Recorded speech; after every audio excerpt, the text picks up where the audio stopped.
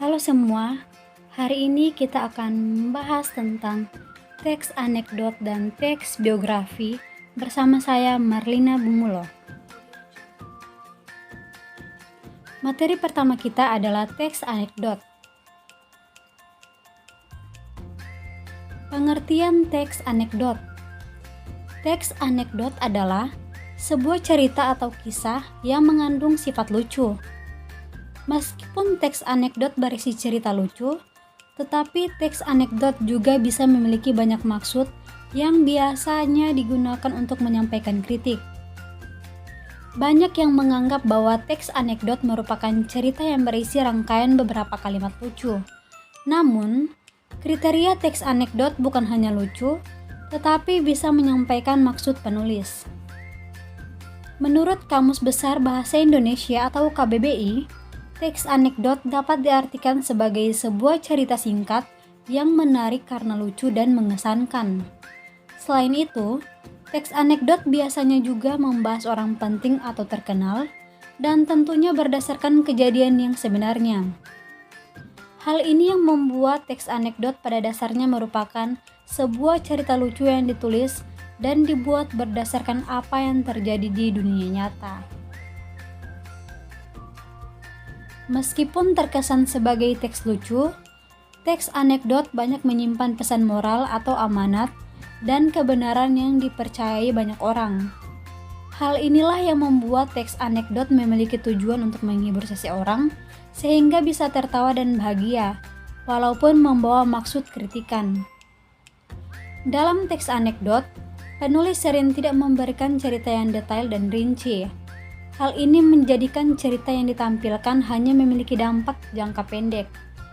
Teks anekdot sendiri memiliki sifat yang lucu, menghibur, dan tentunya disesuaikan dengan apa yang terjadi dalam kehidupan sehari-hari. Ciri-ciri teks anekdot.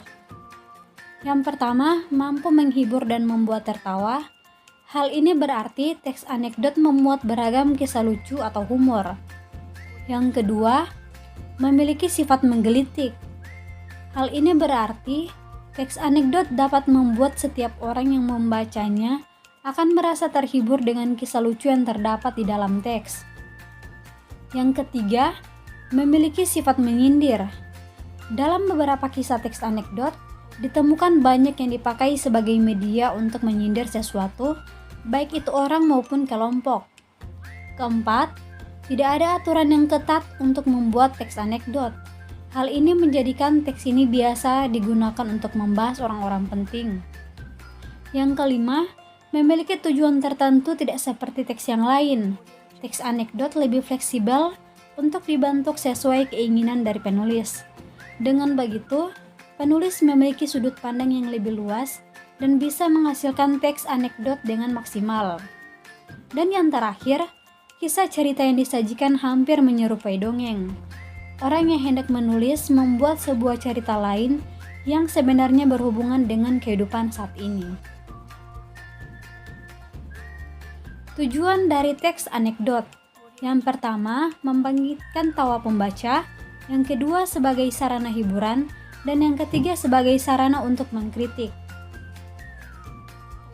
Struktur teks anekdot. Yang pertama ada abstrak. Bagian ini terdapat di bagian awal paragraf, yang mana biasanya digunakan untuk memberikan gambaran awal kepada pembaca mengenai keseluruhan isi cerita. Yang kedua, orientasi. Berbeda dengan abstrak yang memberikan gambaran awal, orientasi biasanya berisi awal kejadian sebuah cerita. Orientasi juga bisa disebut sebagai bagian untuk menjelaskan latar belakang dari sebuah peristiwa utama yang terjadi. Pada bagian ketiga ada krisis. Setelah pembaca mengetahui awal cerita dari teks anekdot, krisis akan menjadi bagian dari cerita yang bertugas untuk memberikan penjelasan mengenai masalah utama dari teks. Yang keempat ada reaksi. Reaksi merupakan bagian yang digunakan untuk melengkapi suatu cerita. Reaksi biasanya digunakan untuk menyelesaikan masalah dalam sebuah cerita teks anekdot. Dan yang terakhir adalah koda. Koda dapat digunakan sebagai penutup sekaligus pemberian pesan dari penulis cerita teks anekdot. Kaidah kebahasaan teks anekdot. Yang pertama, menggunakan kata keterangan waktu lampau. Yang kedua, menggunakan kata penghubung. Yang ketiga, menggunakan kata kerja. Yang keempat, menggambarkan urutan peristiwa berdasarkan waktu. Yang kelima, menggunakan jenis pertanyaan retoris, yaitu kalimat pertanyaan yang tidak mengharuskan untuk dijawab. Lalu materi selanjutnya adalah teks biografi. Pengertian teks biografi. Teks biografi dapat dipahami sebagai teks yang berisi tentang kisah atau cerita seseorang yang selama hidupnya memiliki banyak nilai yang patut diteladani bagi pembaca.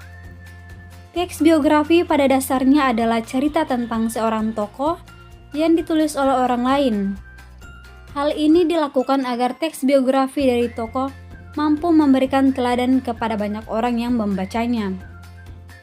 Oleh karena itu, teks biografi harus ditulis tentang kehidupan tokoh, mulai dari masalah yang dihadapi, perjuangan yang dilakukannya, hingga keberhasilan yang didapatkan. Lalu ada ciri-ciri teks biografi. Yang pertama, teks biografi harus berisi tentang fakta dari pengalaman hidup dari tokoh. Yang kedua, teks biografi memiliki bentuk penyajian narasi atau penceritaan. Yang ketiga, teks biografi menceritakan peristiwa penting yang pernah dialami tokoh dalam hidupnya, sehingga pembaca mendapatkan inspirasi, motivasi, dan tentunya teladan bagi kehidupannya. Struktur teks biografi ada 3. Yang pertama, orientasi.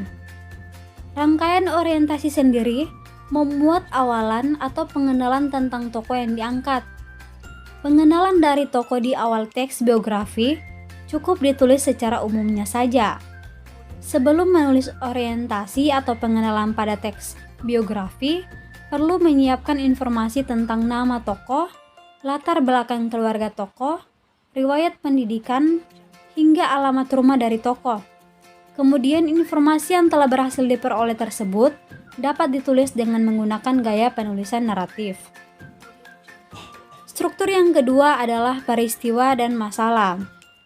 Peristiwa dan masalah sendiri memiliki isi tentang peristiwa apa saja yang pernah dialami oleh tokoh secara urut. Dalam penulisan peristiwa dan masalah dalam teks biografi juga seharusnya ditulis sesuai dengan ketentuan waktu. Dalam penulisan teks biografi biasanya penulis menyajikan setiap pengalaman yang pernah dialami tokoh dengan disertai persoalan dan konflik. Hal ini akan lebih memudahkan pembaca dalam memahami setiap peristiwa yang pernah dialami tokoh sehingga dapat dijadikan pembelajaran yang sangat baik. Selain menuliskan pengalaman, persoalan atau konflik dari tokoh, penulis juga perlu menyajikan solusi yang dilakukan tokoh sehingga memperkuat muatan pada teks biografi. Dan yang ketiga yaitu reorientasi. Bagian ketiga dari struktur teks biografi adalah reorientasi atau penutup. Beberapa ahli menyebutkan bahwa reorientasi sendiri sebenarnya merupakan struktur yang bersifat opsional. Hal itu berarti struktur ini boleh ada dan juga boleh tidak ada dalam teks biografi. Reorientasi ini biasanya memuat beberapa pendapat dari penulis, mulai dari tanggapan dari penulis terhadap tokoh yang ditulis dan simpulan dari penulis tentang cerita tokoh. Namun, dari 3 struktur yang paling banyak digunakan dalam teks biografi tersebut, Mulyadi mengungkapkan bahwa penulisan teks biografi tidak memiliki struktur yang mutlak untuk digunakan. Penulis memiliki kebebasan dalam menyusun cerita tentang tokoh. Hal yang paling penting dalam penulisan teks biografi adalah kemampuan penulis dalam menggambarkan peristiwa yang dialami tokoh yang diangkat. Lalu kaidah kebahasaan teks biografi. Kaidah kebahasaan yang pertama dalam teks biografi yaitu kata ganti atau pronomina. Penggunaan kata ganti orang ketiga tunggal atau biasa disebut dengan pronomina biasanya dipakai secara bergantian dengan cara menyebutkan nama tokoh atau nama panggilan tokoh yang diangkat. Contoh kata ganti orang ketiga tunggal dalam teks biografi yaitu seperti dia, atau ia, atau beliau. Lalu kaidah kebahasaan yang kedua dalam teks biografi adalah kata kerja tindakan. Penggunaan kata kerja tindakan ini banyak digunakan untuk menjelaskan peristiwa atau tindakan yang dilakukan oleh tokoh yang diangkat. Contoh kata kerja tindakan dalam teks biografi yaitu seperti berjalan, berbicara, belajar, membaca, menulis, dan melempar. Lalu kaidah kebahasaan yang ketiga dalam teks biografi adalah kata adjektiva. Penggunaan kata adjektiva banyak digunakan dalam teks biografi untuk memberikan informasi tentang sifat-sifat tokoh secara detail. Contoh kata adjektiva atau sifat yang menjelaskan karakter tokoh dalam teks biografi yaitu seperti pandai, tekun, ulet, rajin, giat, dan lain sebagainya. Tidak hanya itu, dalam menjelaskan kisah tokoh dalam teks biografi, biasanya menggunakan kata kopulatif sebelum kata sifat. Misalnya seperti adalah atau merupakan. Kaidah kebahasaan yang keempat dalam teks biografi yaitu kata kerja pasif. Kata kerja pasif sendiri banyak dipakai penulis untuk menjelaskan peristiwa dan masalah yang dialami tokoh. Contoh kata kerja pasif dalam teks biografi yaitu seperti dipilih, disuruh, ditugaskan, diperintah, diberi. Dan kaidah kebahasaan yang kelima dalam teks biografi yaitu kata sambung, kata depan, atau nomina yang berkaitan dengan urutan waktu. Ketiga jenis kata tersebut banyak digunakan untuk lebih memudahkan penjelasan antar peristiwa dan masalah. Contoh penggunaan kaidah kebahasaan jenis ini dalam teks biografi misalnya seperti sesudah, sampai, setelah, pada saat, kemudian, selanjutnya, selama itu, dan saat itu. Lalu kaidah kebahasaan yang terakhir dalam teks biografi adalah kata kerja. Kata kerja sendiri banyak digunakan merupakan kata kerja yang berkaitan dengan kondisi mental untuk menjelaskan penggambaran dari tokoh yang diangkat. Contoh penggunaan kata kerja mental dalam teks biografi misalnya seperti menyetujui, menginspirasi, memahami, meyakinkan, dan mencintai. Nah, itulah materi kami tentang teks anekdot dan teks biografi. Terima kasih.